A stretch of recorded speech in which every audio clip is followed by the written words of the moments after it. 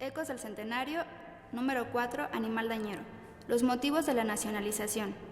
Parte 1. El tiburón contra las sardinas y de cómo el Estado participa en la economía. El 10 de septiembre de 1902, en Toronto, Canadá, nació la Mexican Light and Power Company, con una inversión anglo-canadiense de $12 millones, que para esa época era una verdadera fortuna.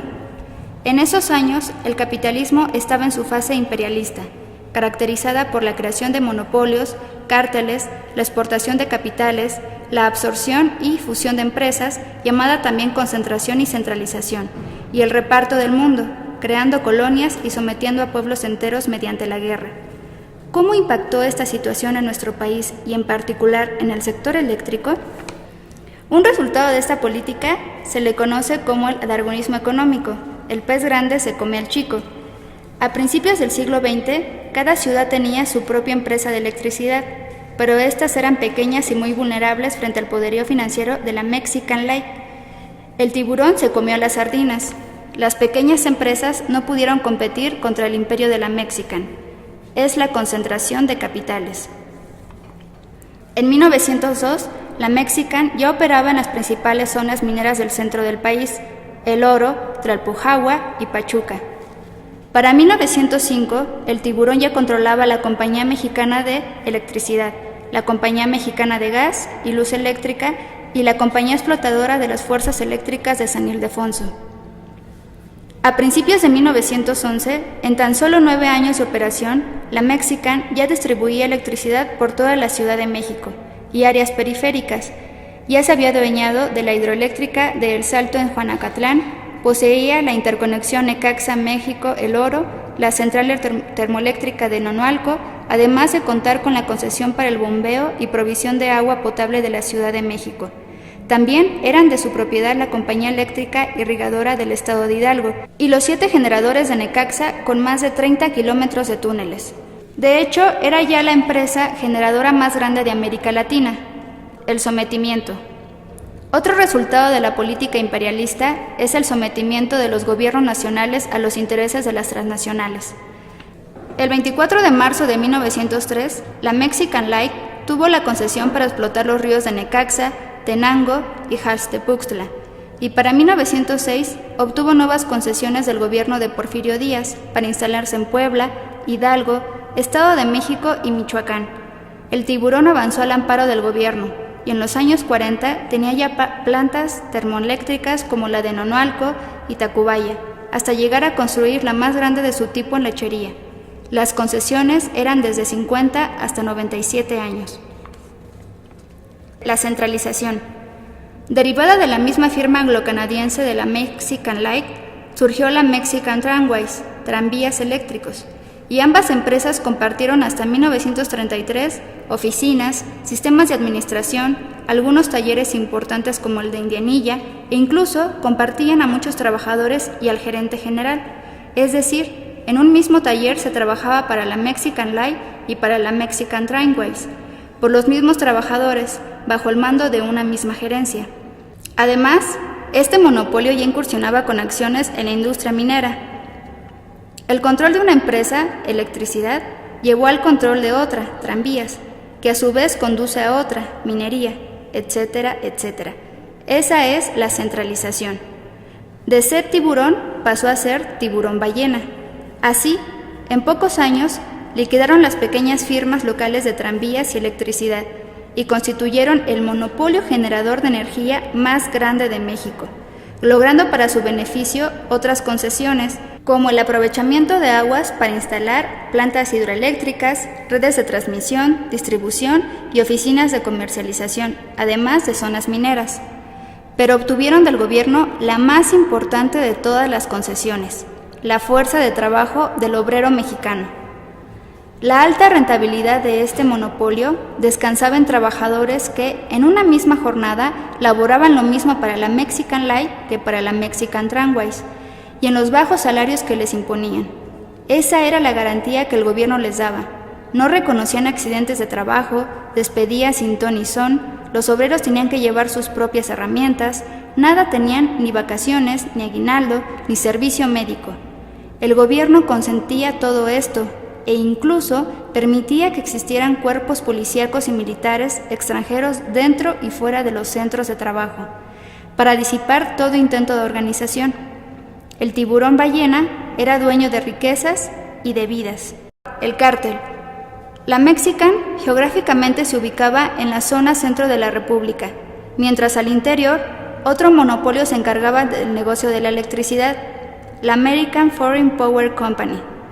Ambos tiburones se hicieron territoriales y marcaron sus respectivas zonas, sus mercados, sus clientes, prácticamente sin competencia, sin rivalidad, habiendo eliminado ya a pequeños competidores y contando con un trabajo casi esclavo. Podían imponer los precios de la luz a capricho para obtener grandes márgenes de ganancia y así lo hicieron. Se dividieron las aguas, acordaron el precio, ya no rivalizaron. Sin desgastarse en competir, obtuvieron más ganancias. Ese es el cártel. No había nada que regulara los precios de la energía eléctrica, ni competencia, ni gobierno, ni costos de producción. Los monopolios imponían los precios. De esta manera, el resto de la producción nacional, el comercio y los servicios estaban sometidos a los precios de estos monopolios, sin evasión posible. Y sin embargo, solo tenían interés en vender a la gran industria, al comercio de mayoreo, tanto de exportación como de importación, además de sectores sociales muy acomodados, o sea, solo a los que podían solventar el costo tan elevado de la electricidad. Pero la industria eléctrica era sin duda el factor decisivo para el proceso de industrialización capitalista. Su ausencia trastocaba todos los ámbitos de la economía. No podría ni siquiera concebirse el desarrollo capitalista sin la electricidad. Los servicios bancarios, la radio, el transporte, la telefonía, los semáforos, el sistema de bombeo, el alumbrado público, etcétera, etcétera, y varios etcéteras más, eran impensables sin la electricidad. Para la industria, el campo, el comercio y los servicios era vital. El trabajo en las minas, por ejemplo, la iluminación eléctrica, el bombeo, el traslado en los furgones, el uso del malacate en los socavones exigían la electricidad. En las fábricas textiles, el funcionamiento de las máquinas de coser, la iluminación del taller, las hiladoras, etc., requerían de electricidad. En la vida rural, el bombeo para el riego de grandes extensiones de sembradío exigían electricidad.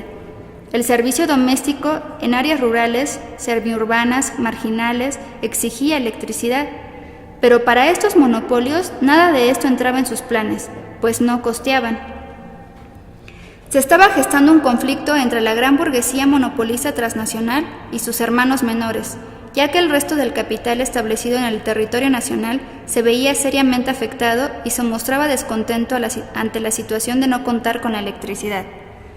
En pocas palabras, la burguesía nacional en su conjunto trataba de generar condiciones para que todos sus negocios, giros, fábricas, empresas, etc., obtuvieran beneficios de la electricidad y no solo estos dos monopolios. La nacionalización de la industria eléctrica obedecía fundamentalmente a esa exigencia. Pedían que el Estado interviniera y, desde luego, era interés de los trabajadores y de todo el pueblo empobrecido de México contar con el servicio de electricidad. Electricidad. Era un clamor que recorría el país entero. Con la crisis mundial de 1929, esta situación se agudizó. Como se sabe, el crack del 29 tuvo su epicentro en los Estados Unidos, pero se propagó por el mundo y duró hasta 1934. Los precios de la electricidad, el petróleo, materias primas y comestibles se fueron por las nubes. El desempleo azotaba a millones de trabajadores en todo el mundo. Sin posibilidades de consumo, los productos permanecían por años en bodegas, almacenes y aparadores. La producción estaba paralizada. Un doble nudo impedía que se destrabara el proceso productivo. Millones de productos sin poder venderse y por este motivo, millones de trabajadores sin poder encontrar empleo. El máximo absurdo del sistema capitalista. Parar toda la producción en medio de millones de necesidades por satisfacer. Cuánta riqueza productiva sin usarse y cuánta miseria humana multiplicándose. El hambre en medio de la abundancia. Absurdo capitalista. Vergüenza para el capitalismo. Y sobre todo, peligro para ese sistema.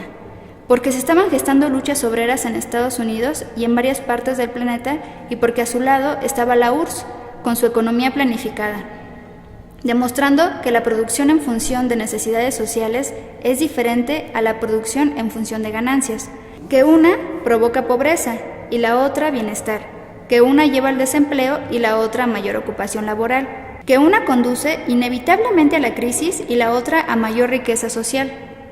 Por eso llegó la hora de la intervención del Estado en la conducción de la economía.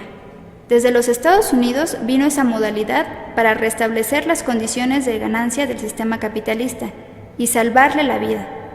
El propósito era deshacer el nudo que trababa la producción, y esto se logró por la vía de aumentar el consumo de la población. El presidente de los Estados Unidos, Roosevelt, dijo el 16 de junio de 1933. Today, a hope of many years standing is in large part fulfilled. La ley que acabo de refrendar fue aprobada para poner a la gente nuevamente a trabajar, para permitirle comprar más productos de las granjas y las fábricas y recomenzar nuestros negocios. Proveyéronse billones de dólares de dinero del gobierno para financiar el más amplio programa de construcción unificado que los Estados Unidos, o en honor a la verdad, el mundo, hubiese visto nunca. En los 48 estados que integran los Estados Unidos de América, se habían suministrado fondos para más de 26,000 proyectos de construcción en cada estado. O sea, 26,000 por 48, igual a 1,248,000 obras de construcción, el 80% de todas las construcciones públicas de los Estados Unidos de América, levantada en los primeros 4 años del New Deal. Fue posibilitado por el sector público, edificios públicos, liquidación de barrios pobres, conservación del agua, control de inundaciones, mejoras en ríos y puertos, defensas costeras, embarcaciones, puentes, proyectos de restauración, oficinas de correos, hospitales, escuelas, proyectos de viviendas, proyectos de fuerza motriz, represas, generadoras de electricidad. El empleo directo en proyectos gubernamentales crearía indirectamente empleo en la industria privada, que se encargaría de suministrar los materiales. El obrero provisto de un sobre que llevara dentro su pago haría lo que el desocupado no podía hacer: comprar mercaderías de consumo. Serían dueños de un poder adquisitivo, tendrían con qué pagar las cosas que necesitaran. Los productos agrícolas y fabriles volverían a venderse. Sucedió, la recuperación se produjo. Roosevelt ascendió al poder el 4 de marzo de 1933 y fue reelegido por aplastante mayoría en 1936, 1940 y 1944. El pueblo votó por él, ya que también se beneficiaba con este programa. Se crearon millones de empleos durante su administración. Hubo aumentos de salario, se dictaron leyes de protección a derechos obreros, etc. Su política de intervención del Estado en la economía se aplicó por todo el mundo en esos años. Se trataba de salir de la crisis por la vía de incrementar el consumo, y eso era imposible sin empleos y sin salarios. En ese contexto internacional se inserta el cardenismo. Para el caso de nuestro país, en particular para el sector energético y en concreto en electricidad, fue con la llegada del general Lázaro Cárdenas que se dio un impulso relevante a la intervención del Estado como una poderosa palanca para la industrialización del país y para la acumulación de enormes ganancias, respondiendo a las exigencias de una burguesía nacional en proceso de crecimiento y, en paralelo, también respondiendo a la situación tan precaria del pueblo mexicano en cuanto a empleos, salarios, educación, salud, etc. Y era muy claro que la Mexican Light and Power Company y la American Foreign Power Company se habían convertido en un obstáculo para el desarrollo integral del capitalismo en México, que ambas empresas extranjeras, al dar un servicio deficiente e incompleto y además caro para la industria, el comercio y los servicios, impedían el desarrollo del capitalismo mexicano. Algo había que hacer y desde el Estado. No había otra fórmula. En el mundo entero se usaba el Estado para el desarrollo del capitalismo. México no fue la excepción.